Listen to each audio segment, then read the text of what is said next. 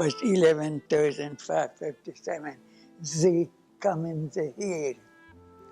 That's how they called, called me.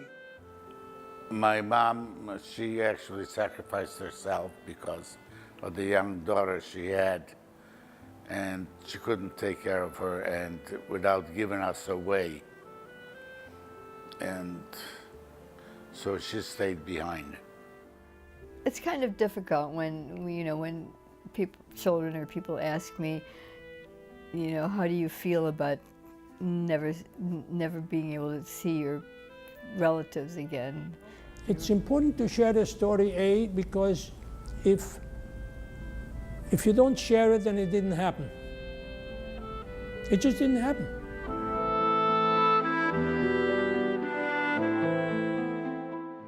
Well, I was born in 1930, and at that point we lived in the outskirts of Berlin, Germany.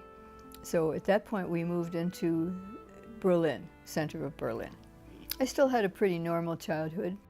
Jewish life was very much like everybody else. They all worked hard along, and children helped along to help their families sustain themselves.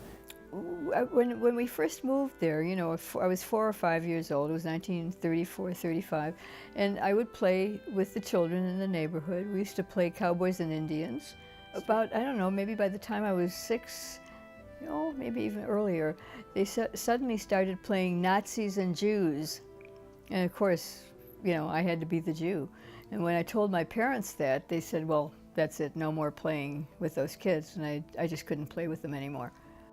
In about 1938, anti-Semitism took off like a plane.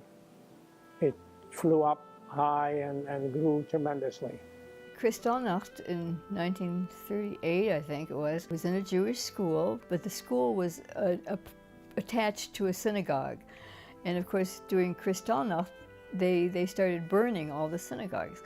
So all I remember is that all of a sudden my mother appeared and to take me out of school, take me home. And I was kind of embarrassed. I didn't know really why that was happening. I found out later on it was because the synagogue was burning.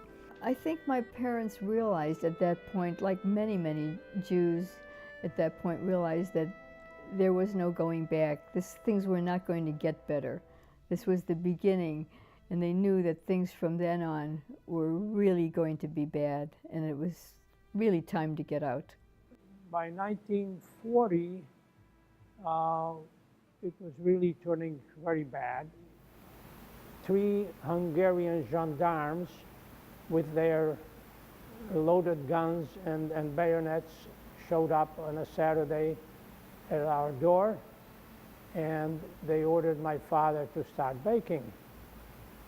My father tells him, he says, look, I have no customers today, I don't work today, and I have no need for bread today or baking products today. He says, I'm ordering you to start baking right now.